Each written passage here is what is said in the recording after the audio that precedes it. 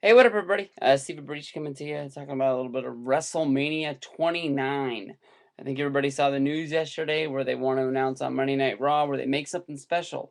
And they say what the main event for next year is going to be after WrestleMania this year. Get something going off the buzz from Rock and Cena. And it set the momentum for what this upcoming year is going to be. Everybody knows that I hated it the last year when it was Cena and Rock that was announced. A little part of me was saying that I wasn't going to be here. Now that I am here, looking back, even now I hate it. I think it made WWE pretty stale that they weren't able to use their main guy in anything that was worth anything for January and February. They needed this guy to be believable for the Elimination Chamber or for the Royal Rumble, to have the chance for this guy to win the title. But Rock and Cena delivered.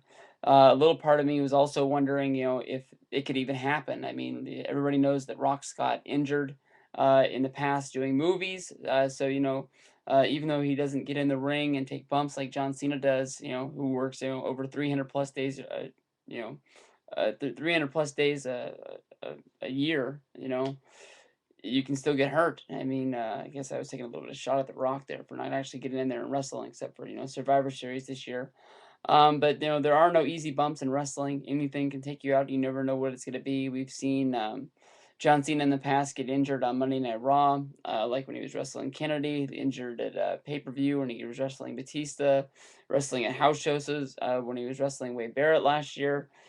So anything can happen to derail this match. You don't need to tell people what match is going to happen a year from now. You let people know by watching the show in and out, watching Raw, watching SmackDown, putting things together. Why is he looking at him that way? Why are they doing this? Why won't he tag him in the ring during a tag team match?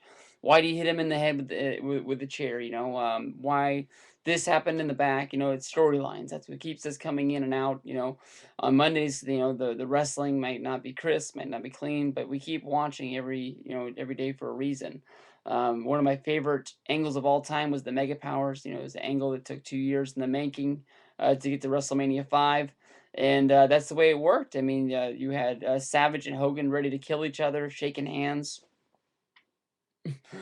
during the matches, and getting the stuff back together. Mostly it was Miss Elizabeth keeping the glue of the team. But also, when they would win a match and they'd celebrate in the ring, you'd see Hogan give that sneak little, peek over to Elizabeth, and Savage would see it and he'd immediately get jealous. And so they finally broke up big time and they fight for the title at WrestleMania. Had a great match, great WrestleMania. It was headlined by that, and it's perfect. Nobody knew what WrestleMania 3, WrestleMania 4 that's what they were going for, but they did it, and it worked. I mean, I just that is picture perfect, booking. I don't think they had any sort of writers back in the day. I think it was just Vince McMahon and his crew of guys.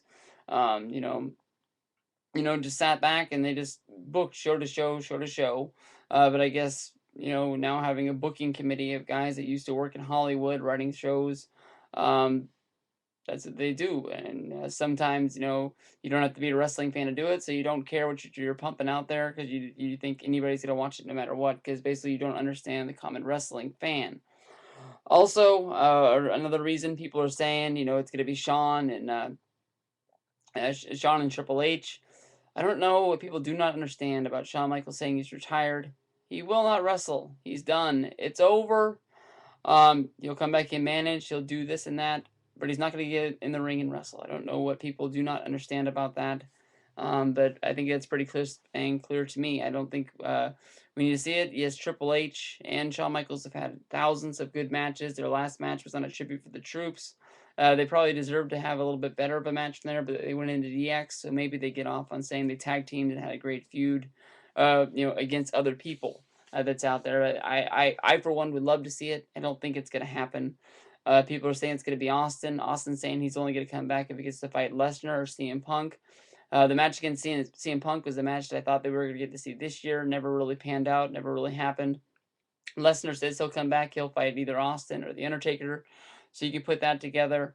Undertaker is a guy that I think is having his last match this year. Anytime you have to take the Rock schedule and not work the whole year in order to get to WrestleMania, I think it's time to hang the boots up. But A lot of people say that the Taker's gonna go for a few more years after this and just not work at all, but that's not what I like. I like to see the guys in the ring. A guy like John Cena work in and out every night, so we'll see what we get, but I'm not sure.